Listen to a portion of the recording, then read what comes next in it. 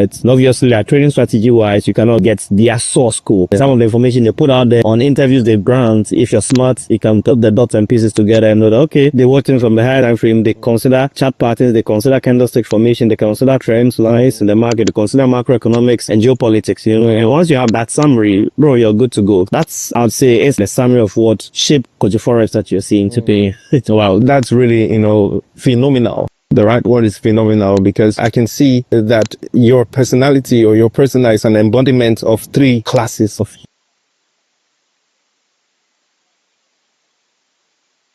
humans. We have the low class, we have the mid, where you came from, and the high class. And you didn't settle for whether these are the people I'm going to relate with only, or these are the people only. You learn it's just learning from the story of rich dad and poor dad. Absolutely. Yeah. And absolutely. Yes. And you put that together to define who you're going to be. And that shows in how you relate with people equally. That's one of the differences that I've found out with you, and one of the reasons why I esteem you to a particular level. Literally my mentor. Remember when I told you you're mentoring me on some areas, as regarding the business and also the academic aspect. So it takes somebody that has experienced black and white, yes, including gray. And also gray. It takes somebody that has experienced it to really find out that everybody and every class has a lesson to learn from.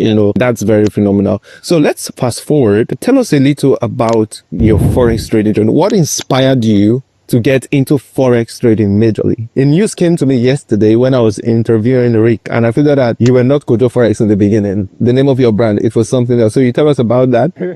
You tell us, you tell us about that. Do we have to really go there? Yeah, just a little, just a touch of it. Yeah. Then you tell us what gave birth to the brand name Kojo Forex. What led you into forex, and what year did you get started? So for me, right, if I tell you that I saw myself settling for retail trading, that's a big lie. Retail is by accident or temporarily. I've always been a professional. You know what I mean? I said the schools that I went to, big schools, and then all my colleagues from school, 95% are working in professional spaces. Yes. The big fours of the auditing firms, and then the big banks, and then Wall Street firms. I literally visited London now. Was it 2 months ago? I met a lot of my colleagues working with PwC, KPMG, Deloitte, and then they're not underdogs anymore because it's been years. Now they're the principal managers and then the top partners, managerial roles. Look at the colleagues and people are meddled with and grown up with in the same space in academic school and in the same qualification. And I didn't do any less than what they did. So what qualifies them better than me is by choice. By choice. I decided that I want to go this route, and they decided they want to go that route. I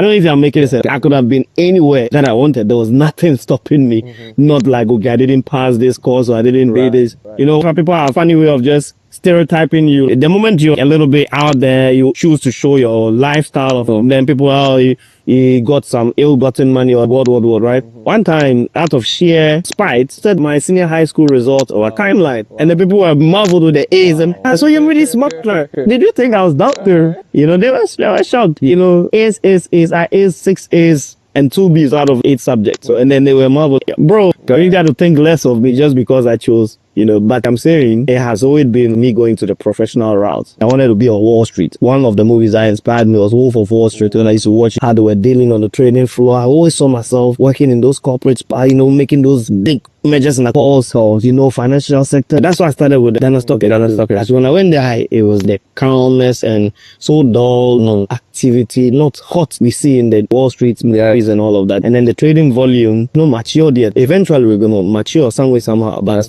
most people don't know this, but every developed country, right, almost often have their economy linked to the growth curve of the stock exchange. That's right. If you talk about America, we're talking about the New York Stock Exchange. Exactly. So about London, Europe, UK, United Kingdom, talking about London Stock Exchange, right? Yes. Now, what I mean is that if you see that there's just a positivity, good governance, employ everything, what does it do? It reflects in the stock prices.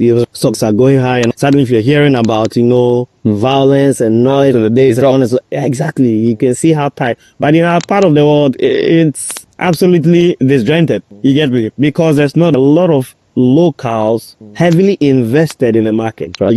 There's not been any panic situation on the Nigerian Stock Exchange. No, none at all. No one even mentions it. There's never been any panic situation on the Ghana Stock Exchange. Nobody gives a shit. So it means that economically we are not linked to the stock market in our country. So that didn't excite me enough. But then when I saw Forex trading, which is an aspect of the financial market, and then looking at the easy barrier to entry and the decentralized nature, I think this seems interesting. It's the same market anyway. It's just me reading candles and using some econometrics to determine direction of the movement. So I'm going to be interested in this one. At least it also cares my niche. Even though I wanted stocks, I was also realizing that when it comes to the Forex market, we're talking about multi-trillions, absolutely, or trading volume per day. So that inspired me. Like, I want to go into Forex now. So that's my journey into Forex. That's very great and phenomenal. Before we get into the next question, if you guys are just joining, this is Sam Kiss Podcast live on YouTube. If you want to see more videos like this, give this a thumbs up and comment where you're watching from. And feel free to ask your questions, whatever you want to ask Coach Joe Forrest, put it in the comment section. We're going to be going through it later on, and you guys are going to be getting a feedback content as time goes by. So now let's move a step forward. We have a lot of beginners coming to Forex trading with a wrong perspective, with a wrong perception about what trading really is. I know that has a lot to do with the people they saw doing it.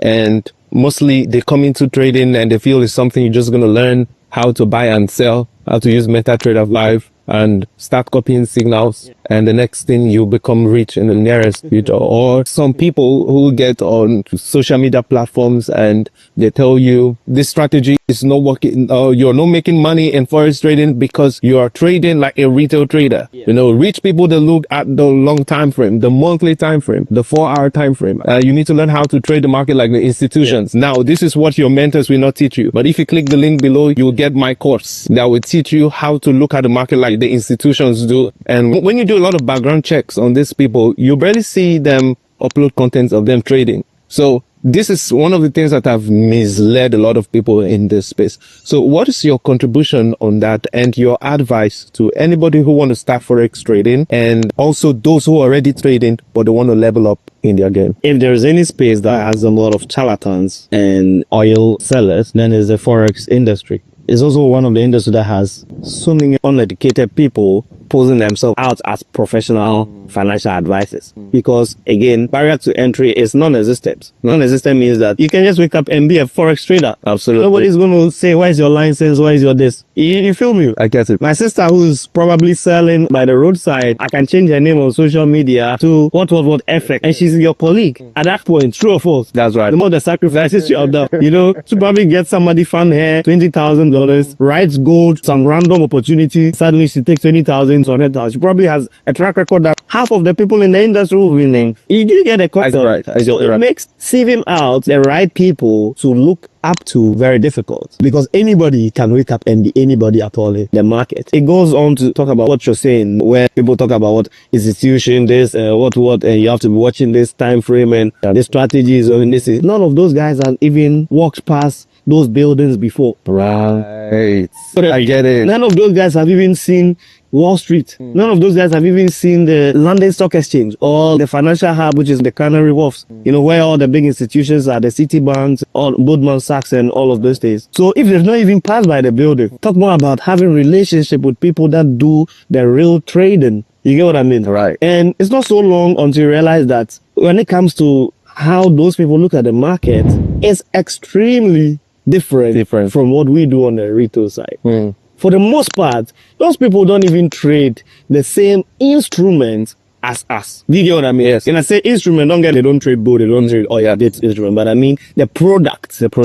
In fact, the right word is the product. They don't trade the same product as us. You get me? All right. Instrument could be the same, but the product is different, right? Because there's so many classes of products in the financial market. You have the swaps, we have the interest differentials, we have the CFDs, we have the derivatives. And in fact, what we do is under derivative as an umbrella, which CFD. So there's no intrinsic value for what you're trading. It's just you trading the differences in price. Most institutions, they would rather use that as a hedge. They don't use that as their main source of income. Right. You get what I mean? Yes. In fact, let's say they're trying to do a merger and acquisition with one company in Japan or in China or whatever it is, right?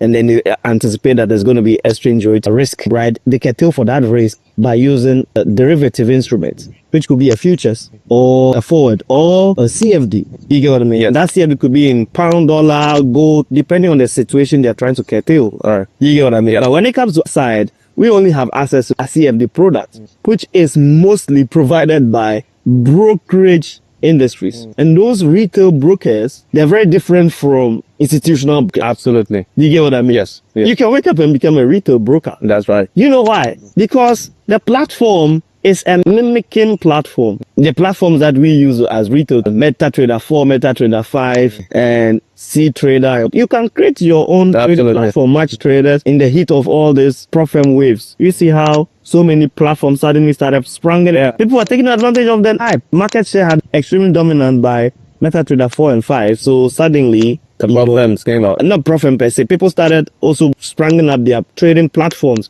We have the Cyrixes. Yes. So many of them you probably have not even heard and have not even heard. I was even surprised to hear a lot of new ones, especially the ones that were affiliated with these prop firms. Many of them were not licensed by MT5. So they started looking for other platforms they could. Exactly. And then create their own trading platform as well, And see, what it just takes you to create a trading platform, Samki, do you have an idea? Not at all. What it just requires is to have a package from a data feed service provider. And those people, they have so many classes of instruments, they can provide you data feed. And look, where did they get the data feed? They get the data feed from the institutions. Basically all the big names that we know. And they have it as a package. Now, when you subscribe to those packages, right, you and your developer team are not going to truncate those price movements you're getting because it's real time. Yes. Into candles and then putting it on a flashy platform. Then you have a trading platform. The mice traders and all of those things. That's why depending on where somebody is getting their data feed from, they would have a small marginal difference in price. That's true. You see those differences amongst various brokers. You see the price of gold right now at Oado is different from the price on maybe XNES or different from another X on the same trading. Exactly. You get what I mean? Because that's just how it is done. If I wanted to create a trading platform today, I'd create it. You get what I mean? So what I'm saying is that if you look at how institutions look at things and if you look at what retail traders do, we're very funny, right? But at the same time, we're not entirely funny as well though. There's a balance, right? Because as retail traders, we're so focused on thinking that technicals is our holy grail, right? And so we put so much effort, right? And in fact, the more we put so much effort, it's something that George Soros would call the theory of reflexivity, right? Such that the cause and effect eventually start to show evidence in the sense that retail traders' participation in using technicals, in fact, some institutions also use technicals, extreme technical, right? Has made the fact that you cannot overturn the relevance of technicals, but you're not going to get any institutional desk looking at other block and what for support and resistance and what you get what I mean, right? Support and resistance have been around for a long time. Some do look for it though, but I'm talking about the new ones, the new terms that you have some value, let's say value, decency. Oh, I see. None of that exists, right? And I'm saying this from an authoritative point, not a hearsay. Yes, I said I have friends who work in these institutions. You know what I mean? Right. I have friends who run hedge funds. I have friends who run investment banks. Friends who are key players in investment. We sit down and look at their platforms. You know what I mean? Yes. Some people here, they've been watching trading and coming, they've never even had a glimpse of what Bloomberg Terminal looks like. Some people think like, oh, if you're trading, you have to use Bloomberg Terminal. It's one of the platforms for institutions, but it doesn't mean that it's the ultimate. We have the routers, right? They are also like a whole terminal on their own. People from London will be more veered towards routers and its platform, right? And the people from US is more geared towards Bloomberg. Okay. You cannot get access to Bloomberg just because you wanted to subscribe. You have to be an institution. You get me? Or sorry, corporate body, right? A company that has some level of, relevance to accessing the platform. Your business nature should coincide, not just because you want to. And that's what makes those things niche based. And the subscription for that alone is about $2,500 a month. And that's on a single desk. Single desk means that you can access it on only one laptop. If you have multiple, then subscribe on every one of them. Exactly. So we're not talking about lower grade information. But getting access into there, you're going to realize that is an information overload for a retail trader who is trading on a CFD. The instrument there is not CFD. CFD, right? It's crazy. That's true. Forward, future, swaps. I can't mention all of them. No, I can't mention all of them. If I even attempt, I'll veer off. It's a lot. And also, it's not so long for you to also realize that when you go on the back end, you're not going to just click on the buy and sell like a broker, and then it's Yeah, I think yes, you take profit. no, you lock in transactions and back office settles it. That's how transactions run there. You know what I mean? Yeah. Me, I'm working for, let's say, Kojo FX institution. You're working with Sam Keys FX institution, right? What happens in Bloomberg is that it's a negotiation in prices, and these are the platform that influence the price movement of the financial market. Because it's I here, I need runs. You have runs. I put in my order on the platform that I want to buy, obviously doing it reasonably, because we would have the general market price for runs versus, let's say, dollars. Trading at $1 is equivalent to 60 rand. And I say, because I am trying to buy a lot of runs and I'm trying to like get a better pricing, right? So instead of buying it at 116, then I say I'm going to buy for maybe 15.5. You get what I mean? The market is trading at 16. Yes. Right. Then the one who is on the other side of the transaction will say, oh no, 15.5 is too low, so I'll do 15.75. And if we agree that okay, 15.75, we lock in there in the platform. This is how Bloomberg goes. Yes. We lock in there. Then our back office, who are our admins, they do the bank transfer transaction, physical movement of money. So it's not CFD. It's very different, man. You get No leverage. this is raw. Exactly. That is one aspect of a product they trade. But this thing that I just said, it could be that financial firm, right, which is the investment bank, locking in this transaction in favor of a client. Normally, they even do less of their own transaction and more from a client aspect. They could be investing for the client, or they could be running a transaction. They run a transaction like maybe you, the client, is the one that needed a rand for something, maybe paying your offshore business associate or whatever it is. But I am your investment banker. So I'll do that transaction for you. My interest is the commission I'm going to get from that transaction, from also getting a good pricing for you. Or maybe you want some investment in some stocks and bonds, government treasuries or whatever it is. So you can invest in that foreign country with your local Nigerian naira. So I'll run that transaction for you for better pricing in dollars for you to buy that stock product in Japan. But I am your investment banker, broker. You get what I mean? So they are more interested in like commissions and all of those things, and then mergers and acquisitions, than like practically sitting down to chase the price market movement and taking the differential. But they have a sector. They have a trader team whose also objective is to speculate as well. Okay. Among all that I said, now see they don't have a trader there that speculate. They have those that speculate, but their main business is the speculating industry. And even in the speculation, they do it from the liquid transaction down like the CFD. Why I was saying all of this is that, like I said, I have friends who work with hedge funds and run hedge funds. Most of them are reliant extremely on technicals, right? Okay. So when we get together, right, I remember going to Ireland, right, meeting one of my friends. She used to work with BNP Paribas, the core plans in Euro. Now she left there after reaching heights and started her own hedge fund. We're talking and she see me with candles and all of that, and she's like,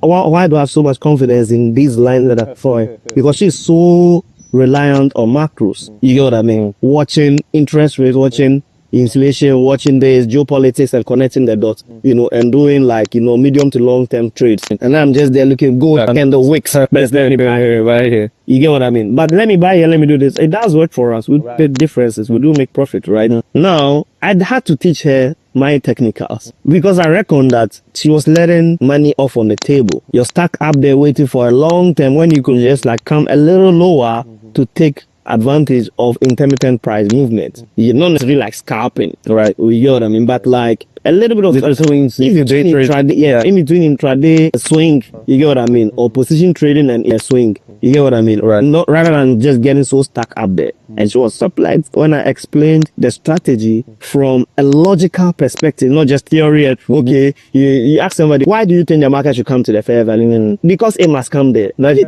why must it come there? Like, why must it come there? What is the reasoning behind it? Like, why do? You get what I mean? If you're not able to answer all the whys in your strategies, then you're just following some mirage. You get what I mean? Right. And make sure to make sense of everything that I do. That's why when people join my trading, now I don't remember the last time I had any mentorship session, right? Like, you're going to be overwhelmed because you ask the tiny bit of thing, there is a solid explanation for why it is so, why it makes sense. It's like me asking you, why must 1 + 1 be 2? It must be 2. Would it be anything else? You say, okay, why must 1 + 1 be 2? And say, that's how we met it. Now, I don't know if you don't understand. You see, there's two different differences. Because the first one is like, we have logical display of why it must be 2, backed by common sense. And the second one is just like opinion based. Okay, I saw it this way. This is what the mentor says. So this, keep watching it. One day your eyes is going to be the one that, but until that's a lie. Keep watching it. One day your eyes will are practicing for years and it started making sense. Meanwhile, you're not giving the person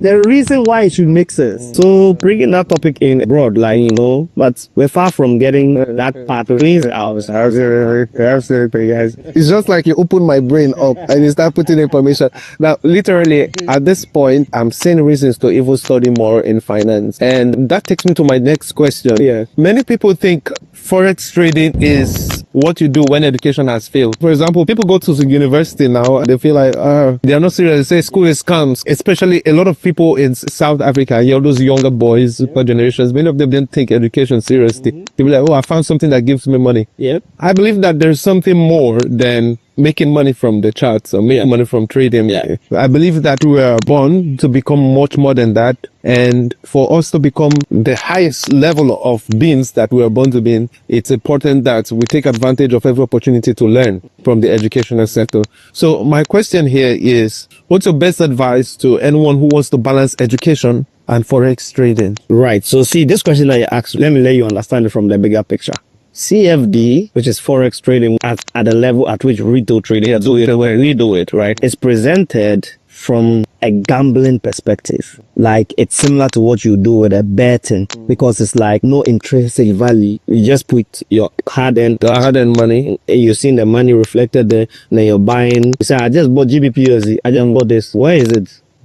Nothing does this, right? It's just like betting, right? I support Manchester, I support Chelsea. You know, how did you support them? It's just like in that air. The only way one is able to differentiate themselves is that even in the midst of seeing that this is how it is presented, you take yourself to how an institution would work their way through it. What I mean is that if you've ever traded physical rands or dollars or pounds exchange or bureau exchange, you get what I mean? Now, why I'm saying this is that there was a point where when I was building my second house, then Ghana cedis had insane fluctuations, right? One day you wake up, the cedi to dollar rate is $1 is equivalent to 6 cedis. The next week you wake up, $1 is equivalent to 9 cedis. The next week you wake up is back to 7 cedis. The next week you wake up is 10 cedis, 11 cedis. I think Nigeria also experienced. Yes, Nigeria have very situations, right? Now imagine that some keys, you have $1 million to build a house like what we see at Camps Bay, one of those beautiful mansions. You have $1 million to execute that, right? But now you're not going to build a house in $1 million. You're going to build it in $1 million equivalent in Naira, because you're buying your products and materials and everything and paying your workers and laborers in Naira. Imagine that you did a budget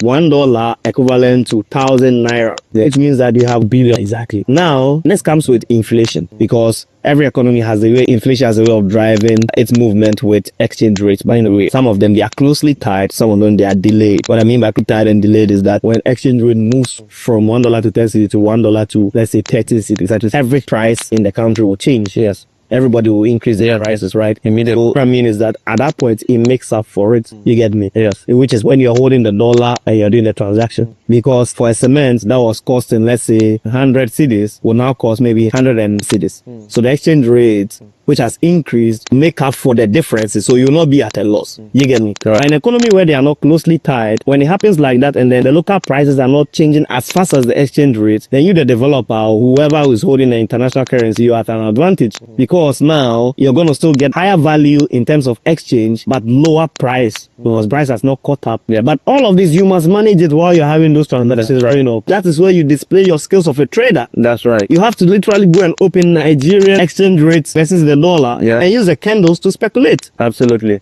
That's where you use the wick effect, chart the zones, the psychological levels. You get what I mean? Yes. And I did that. There was no moment where I felt like a real trader than those moments, because I knew when to hold my dollars and when to liquidate them into cedis. That was Forex trading in real life. So when we finished that, I had a lot of money still reserved to buy cars and travel. But if I was following the panics, because you know when those things happen, people have crazy panic. Go and sell your dollars. The government says that next week it's going to come to 5. Maybe the dollars are 17. They get a panic and then you sell, right? You sell them, suddenly next week it's at 23. You've lost. They've lost. I'm doing this thing I'm told in real life. Real life right now. Have a segregated account for CDs and have a segregated account for dollars. Sometimes situation demand me to even change the CDs into dollars. And sometimes situation demand me to quickly go and change them into CDs. And I do the same transaction even in crypto. This is trading. Trading is not just about watching charts and all of that. It's all these things that we do. So now when you are having these experiences and then you're also transforming it into what we do on the candle, then you don't only look at the candle from a figurative point. You look at it from a transaction point. Like, even though I'm just buying here, I'm assuming that indeed I'm living in the UK and then the economy is looking this way and then things are not going well and then news of people starving and then the central bank is not performing, meeting their targets, the parliamentary levels are not performing. You know, you watch all of those funny things. Okay, right. Then I assume that UK will be having a weak economy. You watch it in relation to the candles and the technicals or whatever it is, and then you trade. You are not just randomly trading CFD like a betting guy. That's right. You get me? At that point, you're not just trading CFD like a guy who's just looking, oh, it's going up, you're gonna let me sell. You get what I mean? You're making a career. So, in relation to the example you mentioned, all these young guys, you know what I mean? They are like junior high school, senior high school guys. They're just inspired by so then download. All you have to do, download MT5, you put $50 in and buy. You know, it's only when they are very serious, exposed, educated, strive high to that level, then they come and see the scope of what it is. Then they can create a career out of it. Creating a career is an entirely different topic altogether. Wow. But yeah, Guys, watch out for that topic. Creating a career in the finance space here. All right, that's interesting. It's been quite an expository session, guys, and I've literally learned a whole lot. So I'm going to leave you with just one more category in this podcast, and that takes us to the controversial side. Yeah. You know, a lot of controversies out there. Twitter Spaces, Yeah. Instagram, YouTube, and so on. How do you manage these controversies, and how do you manage the lifestyle? Yeah. You know, we talked about lifestyle earlier. There are a lot of people, they sell you lifestyle and you check in further and that's not the real thing. So how do you manage the controversies? There was this quote that I wanted to tweet today, actually. By bringing this up, then I'm going to make it here first. Because I was pondering over life and so many things that are happening in my life. And I'm saying that if you fake it to inspire somebody, they're going to make it in real life while you're still living the fake life. Do you get it? Just things down. That is a Josh Stufani's voice. If you fake it to inspire somebody, they're going to get motivated to make it in real life while you still keep living that fake life. Do you get it? Yeah, that's in the industry. You're going out there to rent the Lambo and then doing this and putting on social. You don't even have that financial plan to actually make it a reality. Yes, you're inspiring the young guy who probably take his $10,000 and go in hard with some 100,000 watts and then suddenly has that money to actually go and buy that Lambo. While you, who is there calling yourself that mentor, is still renting. Wow. And I'm talking about somebody who fucking knows themselves. Right. That's what happens in the industry. So me, realizing this, I'm like, I'm going to live in my reality. I'm not going to make a make-believe. If you see me in my Cybertruck, I fucking own my Cybertruck. Right. If you see me in my Lamborghini, I own it. You own it. If I see you driving a Bugatti, you're inspiring to make it my reality. I don't care about you renting it. Right. You go keep renting it. Or keep living in rented apartment and saying it is yours. It's yours. I don't give a shit. You're right. But I'm going to tap in that inspiration. Go and stand by some fucking land and real estate that belongs to your uncle and say, it is mine, guys. Pick the inspiration out of it and put it to work. And the next 1 year, the next 2 years, the next 3 years, you're going to see me manifesting it in real. Real. And you will still be there. Can you compare yourself to me? No. That's what happens in this industry. All these guys, I'm going to buy you and a buyer this and then 20 million this. Bro, That's deep. you know, That's real. lies on lies on lies upon lies, heavy lies. You know, sometimes, yeah, I just leave people to be stupid because some people really want to be stupid. Cannot save the pig. Bath it, clean it, because the pig, it's physical DNA. You can't change it. Yeah. It's to play in debt. That's right. So some people, their DNA is to be fools. No matter how you're putting wisdom in their head, they want to be fools. Allow them some keys. Do you get what I mean? Yeah. In the midst of glaring reality, they want to stay blind to it and then believe that what does not exist. You're not the one to save them. You can't save anybody. Absolutely. You get me? So there was that point in my life where I used to feel like I could heal people of some reality. That's why you see me jump on live sessions. Yeah, yeah. Like, bro, this doesn't make sense. Like, are you dumb? Are we all not having brains in our head? You know, then it becomes you becoming a hater. Or you say it's not possible in the world. What do you mean it's not possible? If it was a white man that did it, you say it's possible. Which white man did it in that level of scenario you're putting? That you can point to and say, I believe this one, but why am I not believing the other one? We don't even have that white charlatans again. You gotta excuse my life, not even being a racist or sexist, understand it is. Who can you point in that niche of a white guy that say, guys, I just put 500 billion stop loss? Like, I mean, in race. You can. But why our people? Because you still have some of us living under rocks. And that was how slavery came about. Right. Slavery has gone from race to we enslaving our own people. I should tell people that when you talk about even slavery, I don't want to blame the white man, because the black man sold the black man to the white man. That's right. and the black man is still selling the black man resources. Oh, you don't get what I mean? I get it. So eventually is his own enemy. When they say black man is his own enemy, this is what we mean. So like I said, some kids, when it comes to me now, I let people do your thing. You get what I mean? You know, nemesis will catch up with us all. There's something I say in my clan. They say, oh, my mew. Now, so my PTA meeting. What it means is that when mom is dead and you say your mom is not dead, it's going to be time for PTA meeting. It's not proven, which means that imagine you're in school with your colleagues and your PTA, she can show up. and now everybody's parent comes to say, oh, it's just a guardian or it's the auntie. Oh, when the mother is just part, but PTA revealed in what you were hiding. What I mean is that time will catch up with everybody that is faking it. There used to be guys who used to banter with me when they were living abroad because they were schooling abroad and had access to good roads and could rent cars when I was still living in Ghana. You get what I mean? Right. Even though I used to travel a bit here and there, but I was properly domiciled in Ghana. And they'll banter with me like, you didn't have this. I was telling them, look, young man, you're going to be done with school. And when you're done with school, you're going to come back home. And you're going to have access to that thing here that you're there flexing. That is nemesis catching up with you. You can be there and say, I have these 20,000 houses and what. When you come down, when fist meets boots, guess what? I don't go back to fight then. Then I just let it die out. And that really, suddenly, you know. So let's go to collaboration versus competition. What's your take on that? Both. Yeah. Yeah, both. You need collaboration to expand. You need competition for motivation. You know, Guys, did you hear that? Very simple answer. Collaboration to expand, competition for motivation. Let's just leave it at that because it says it all. yeah. It says it all. Now, you've been trading for about 13 years. You've been into the finance space for 13 years. What is one thing that you would like to correct if you were to go back to the beginning when you started? Honestly, I won't change anything. I love my journey. Wow, everything that I put together has made me today, and that's taught me a lot. It's still teaching me a lot. Right. My life depends on every experience that I had. There's nothing I'll change. From friends to business to money management to savings to travel to exploration to risk taking to risk averse to money, everything. Yeah, that's awesome. So finally, we just one area that I'm interested in. How do you balance your work, which is being a professional forex trader and investor, and also balancing that with family? Congratulations on your baby and your wife, all that. So, because like I say, you're a source of inspiration to a lot of us, especially Africans, West Africa. Yeah. Many people making money, no one wants to settle them. Yeah. But you're giving us that traditional thing. Yeah. You didn't come from a broken family and you wouldn't want to create a broken one.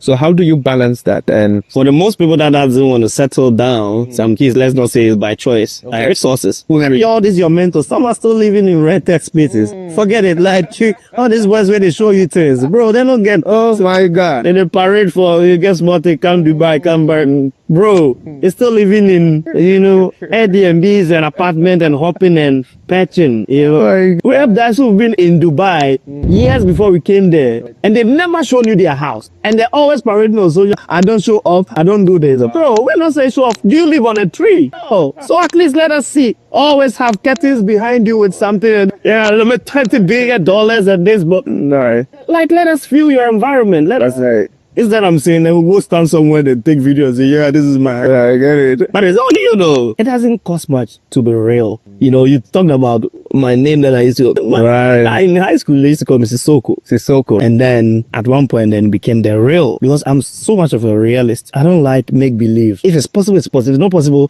let me not just daydream about it. Some people love just living in a mirage. Some people just love living in fantasy. Give you a max, right? And it's so funny. Some keys. See, yes, you could be throwing out nonsense numbers to prove a point that you are the biggest and this and that, yeah, social media is going to accept it. Maybe you're using that in quote unquote as a fuel for marketing or whatever it is, right? But let's say whatever your marketing costs $100, right? You're saying that, oh, I just bought this yacht, I'm going to buy this what next week, you know what I mean? Building this year, right? And then after that you say, okay, I'm organizing these classes next week, guys. You got what I mean? Which is okay, right? It's okay. But now you're mentioning what? Multi-centimillions, like the hundreds of millions of dollars. Yeah, like $50 million, $100 million, $300 million, $500 million, whatever million dollars, right? But now everybody's, you are the guy here. Now suddenly like, okay, guys, then next week you got to acquire this course. Cool. You've managed to fool the people. It's okay. Did it. We love it. Now give me a number. How many people out of the fools quote unquote will pay? Those that will fall for it. Yes. Yeah. Literally less than 1,000. Let's increase it, but let's make the person excited. We know, I probably not even be $500. So yeah. Let's just say maybe 5K. 5,000 now by 100. By 100. Yeah. That's 500,000. Whoa. 500,000 is cool money, but now divide 500,000, right, by let's say 100 million. The margin is too much, bro. It's way too much. 0.005. That means that even that lifestyle you portray, this money that you made can never even let you experience 0.005 of it. Do you get me though? Yes. Do you really get me? Yes, I get it. Yes, you may have said that 500,000, but you cannot even enjoy that lifestyle you portray. 5% of it. That is what it means. So this 500,000 can get you to maybe rent another place for another 1 year, or maybe, buy some mid-range car. You get me? Yeah. Then refuel the foolishness again. So when will it make it a reality for you to even make $10 million? To talk of $50 million, to talk of $100 million, you will live in a mirage for life. Wow. That's deep. So for those of you who want to talk about family, according to what he said, literally it's not a thing of choice. It's all about being ready. Absolutely. Just be ready for it financially. Absolutely. You have the space. It doesn't really take so much. You find a fun girl, you're good as a man, or maybe as a woman. Definitely it's harder for the ladies anyways. We find a man, you find a way, you start off that life. You shouldn't say, hey, I have a lot of money and a lot of girls. They are fake girls. They are awesome. Literally, I've learned that it's only men that love. Yeah. You get me? Yeah. Like they love unconditionally. Women, they want to make sure that you've got something to bring at the table first before they give you that part. They give you that. Statement, I'll leave you with that. Once you're just like this. Love finds its most natural and spontaneous expression in giving. Emmanuel, nothing to give has no love to show. Yes, that's right. That is from The Science of Getting Rich. I'm reading, right? Thank you, sir. Then there's one that I want to ask. What gave birth to the name Kojo Forex from, what do you call it? What gave birth to the name Kojo Forex? Why Kojo Forex and not the other one? It gets to a point where you start thinking about your brand for a long term. I know now you run around with some keys, but between me and you, if you go mention a name anywhere, everybody will know what I do, and it'll be difficult for them to know what you do. That's right. You'd struggle with your brand. That's right. To satisfy itself without people associating any guessworks. It's unfortunate I'm using you for that. Yes, but the reason I'm asking is this literally because I've been doing a lot of studies and I've been thinking. You understand, so I needed some professional touch and then indigenous feel to it. Yeah, then Kojo is a Monday born in Ghana. For a Monday born in Ghana, Kojo, right? Ghana, that's my own Ghanaian name. I had a neighbor in my compound there in Nigeria. She gave me a Ghanaian name. It's Kofi because I was born on Friday. Yeah, exactly. So imagine like Kofi and then you try the Kofi Forest. Kofi Forest might not be so smooth on people's lap. So if I was called Kofi, I might have changed it. Yeah, I don't know. But then Kojo Forex, it was pretty smooth on the tongue. I have people who got inspired by Kojo Forex and then they are called Kwesi, Okweku, adding Forex. It doesn't really always sound smooth on the tongue. Yeah, it's their choice anyway. Okay. Sometimes all of smoothness on the tongue is perception-wise. That's why we hear names like Mitsubishi. Who says Mitsubishi is smooth on the tongue? Something you mentioned for so long. You used to it. And someone say Innocent, the name is still nice. Right. Because you're thinking of it from a local company, but Innocent keeps up ringing it in your ear. You hear it and suddenly you love it. You get what I mean? So name choice, it was a study on its own personally, and I got that from a book I read 15, 16 years ago. Branded 101 was forwarded by Donald Trump.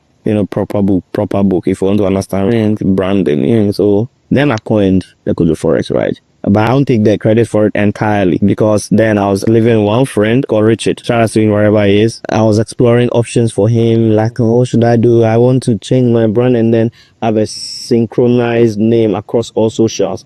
I don't have to go FX here and CSO underscore here. I wanted a straightforward, simple name, you know. And then he said, Kojo Forest. And then we started mentioning that day. We were like, that day I just said, keep calling me Kojo Forest. I want to see how it just sounds in my ears. You know, they called me that for about 2 days, 3 days. I'm like, okay, I love this. Now I want to change all my socials and everything to put it in. I've never looked back. Now I've gotten inspirations. You will see what happens next. So thank you so much, guys. If this podcast has been very valuable to you, let's see it on the comments, guys. I'm very, very, very, very, very grateful to have you guys watch this point, and also to have the one and only Kojo Forex on the podcast. So guys, this is what we're going to draw the curtain for today. Until I see you next time. My name is Sam Keys. Maybe next time you see me, it could be Sam Forex. Let's have it. Let's have it. Oh, Sam Keys Forex. I've literally been thinking about that because we're going full force now into the Forex trading thing. So till I come your way next time, my name still is Sam Keys, and I'm always here to help. Bye for now. Take care.